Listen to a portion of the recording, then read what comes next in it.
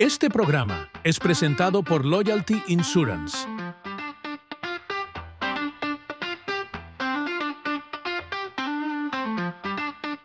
Hola, se acaba de revelar una realidad que ya muchos cubanos temían.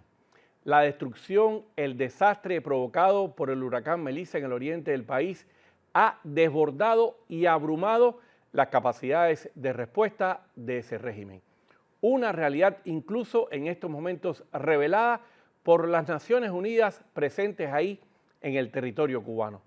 Una realidad que en estos momentos también, irónicamente, el régimen intenta maquillar realizando nada más y nada menos que el juicio al exministro de Economía en Cuba, Alejandro Gil, a quien acusa, entre otros cargos, de supuesto espionaje.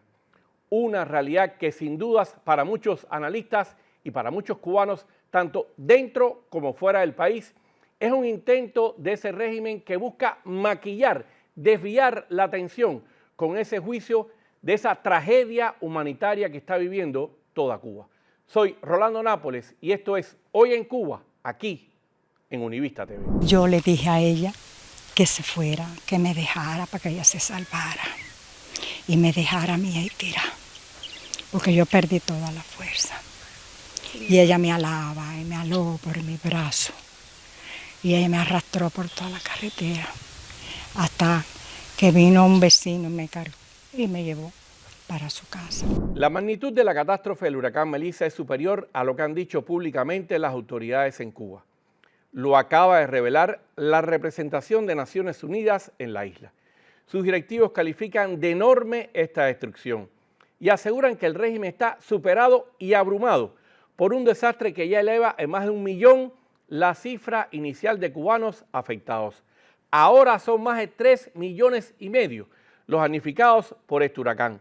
Una dura realidad a la que, según analistas y muchos cubanos dentro y fuera del país, la dictadura intenta ponerle una suerte de cortina de humo para desviar la atención, realizándole ahora el juicio al exministro de Economía Alejandro Gil, acusado, entre otros cargos, de espionaje. Me pasé la noche dando gritos, porque yo sabía que cuando amaneciera yo no tenía dónde vivir. Y así es, valga la vecina que me acogió en un cuartico, ahí estoy, deprimida, porque no sé lo que yo voy a hacer con mi vida. A la 1:00 de la mañana sentimos ya la ráfaga, que aquello era terrible. Cuando amaneció, que yo vine para mi casa, vi todo esto destruido. No me sentía ya con vida. Teníamos el susto de que venía un ciclón, pero nunca llegué a pensar que pudiéramos sentir ese miedo de esa catástrofe. Bueno, ustedes ven ya cómo está este pueblo. Aquí en mi casa, 2 niñas que tengo, una anciana. Gracias a la comunidad que nos pudimos evacuar en casa de vecinos, pero fue devastador.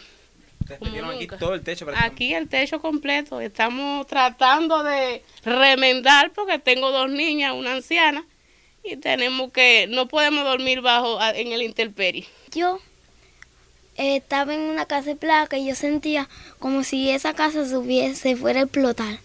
Representantes de la ONU en Cuba revelaron, por ejemplo, que la cifra de casas afectadas por este huracán Melissa supera ya en 20,000 las anunciadas en un principio por las autoridades cubanas.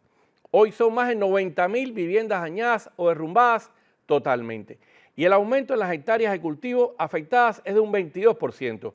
Las necesidades son enormes, aseguraron a la agencia EFE los representantes de Naciones Unidas en la isla. Una realidad que aparece justo en momentos en que, tras los duros cuestionamientos de cubanos en redes sociales, el régimen obligó a retractarse públicamente a Francisca, la cubana que por decirle que no tenía cama a Díaz-Canel tras este huracán recibió la indignante respuesta de "y yo tampoco tengo para dártela ahora" del designado gobernante. Bueno, a ver, aquí hay 2 temas. Un tema es la recuperación, que es lo fundamental, donde van a venir un grupo de brigadas a apoyarlo a ustedes y ustedes van a trabajar. No tenemos cama. Con la y yo tampoco tengo para dártela ahora. Ya lo expliqué, ya les dije a ustedes que hay un grupo de gente haciendo donaciones y que hay un grupo de recursos que se están gestionando por el Estado. Su casa fue visitada como la de todos. Sí, yo la visité. respuesta. Y entonces, o sea que esas preguntas que usted ha hecho a partir de las dudas que tiene, fueron incluso saldadas de la hora en punto en que recibió la visita, como el resto de las personas, para ver cuáles eran los daños que había sufrido. En esta actualidad quisiera tener a mi padre, porque me forjé con él, y le doy gracias a esa revisión tan linda, y al comandante civil, que en esa piedra está y sigue vigente. Me pongo las manos así y empiezo a hacer así porque ya me estaba sintiendo mal, pero tengo mi vieja de 80 años que la traje conmigo para la casa del hijo mío y no quería dar a demostrar que ya yo me sentía algo mal, pero sabía que algo malo iba a pasar. Ya cuando abrieron la puerta, ya el río estaba metido, que no estaba ya por casi por la mitad ya, y salimos todos huyendo, carretera arriba. Destrucción en las casas, sobre todo valga que vi un señor que me tapara ahí, todos los fibrocementos ahí con alambre y eso, porque sabemos que el proceso del país no es el mejor, están en situaciones y tenemos que ir remendando. Mientras tanto, cuando vi mi casa así, lo que hice fue soltar el grito, imagínense. No es fácil para uno llegar a la casa y encontrarse con las cosas mojadas, hasta el colchón, los colchones de la cama entripados en agua y tener que dormir en el piso varios días por causa de eso. Nosotros apoyamos todos los llamados y todos los esfuerzos de solidaridad y también contribuiremos en lo que esté en nuestras manos, en nuestras posibilidades. Pero sí queremos ser muy enfáticos que en virtud no solo de los estudios que tenemos sobre pobreza en Cuba, sino de los testimonios que hemos recibido en estos días de personas que han cruzado ríos tremendos para llegar a lugares a donde las autoridades no llegan, hay que decir que la situación es gravísima, que lo que se puede hacer ahora es para mitigar, para ayudar un poquito a la gente, pero que la situación de Cuba es tan crítica, tan llena de miseria y de hambre y de abandono, que lo que se necesita es ni siquiera un plan Marshall, lo que se necesita es que de manera urgente se apruebe un paquete de cambios políticos, económicos y sociales en Cuba. El Observatorio Cubano de Derechos Humanos es una de las organizaciones independientes que ha entregado ayuda humanitaria a familias afectadas por el azote del huracán Melissa en el oriente del país. Sus representantes que han visitado las zonas devastadas aseguran que las imágenes son de horror, pero que confirman que la destrucción no es solo por este huracán. Reflejan la falta de respuesta efectiva por parte del régimen y hasta las deudas que tiene de años con muchos de esos cubanos que ya habían sufrido el embate de otros huracanes y hasta hoy no habían recibido ese apoyo oficial. Hay que decir que la realidad que han encontrado nuestros colaboradores, principalmente en la provincia de Holguín, en Baracoa y en algunos barrios de Santiago de Cuba, es una realidad de destrucción, de miseria, de hambruna, de desolación. En todas las casas hay personas enfermas, es una situación gravísima y ahí es cuando uno se da cuenta, porque ellos nos cuentan lo que están viendo, que la destrucción no es solamente por el huracán, sino que se ve que son décadas de miseria, de crisis acumuladas, todavía hay gente que no ha recibido respuesta o ayuda material, por ejemplo, para construir su techo después de 5 años, es decir, del paso de ciclones y huracanes de hace tiempo. Por si fuera poco, el huracán Melissa y las inundaciones en el oriente de Cuba llegaron además para agravar la crítica situación epidemiológica en el país.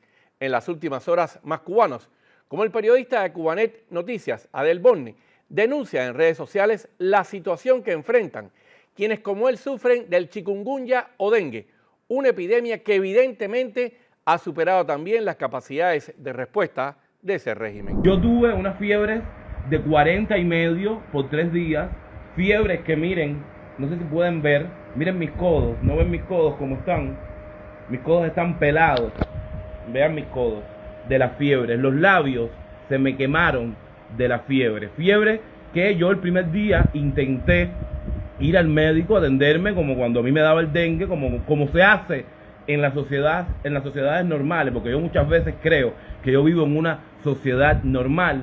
Fui al médico y vi 300.000 gente para hacer una cola donde no te hacían un análisis, donde ni te tocaban prácticamente, y era la cola para que te apuntaran tu nombre, decir tu nombre, tu dirección y hacerle una foto a un método, donde ese método decía las cosas, el tratamiento que tenías que llevar. En ese panorama estamos en este momento dentro de la isla de Cuba. Curiosamente, en medio de este panorama de tragedias que no cesan para los cubanos, el régimen de pronto se apareció con lo que muchos califican de intento de distracción, de cortina de humo para esa emergencia humanitaria que sufre el país, que le hará el juicio al ministro de Economía Alejandro Gil, acusado, entre otros cargos, de espionaje. Este 11 de noviembre, en la Sala de los Delitos contra la Seguridad del Estado. Un juicio que, como era de suponer, la dictadura le cerró las puertas a los pedidos a que fuera público, justificando supuestas razones de seguridad nacional.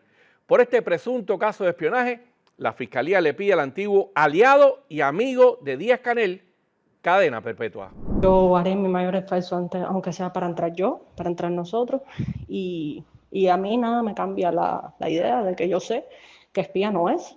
No sé exactamente qué es lo que van a hablar mañana, ya lo sabré, si puedo, si no, pues me enteraré con la sentencia. Pero digan lo que digan, enseñen las pruebas que sean, hagan lo que hagan, a mí no me interesa. Yo llevo 2 años involucrada en este asunto y estoy totalmente segura de que eso es una total manipulación y una tergiversación total de todo y que no es espía ni lo va a hacer nunca.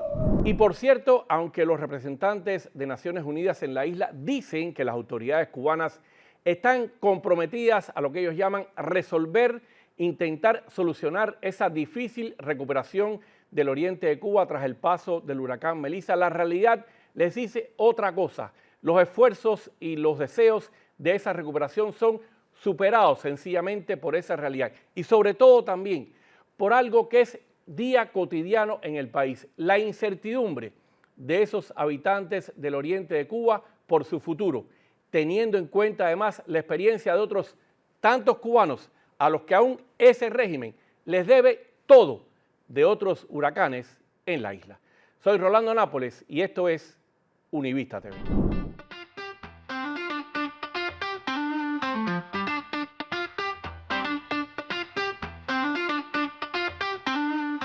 Este programa fue presentado por Loyalty Insurance.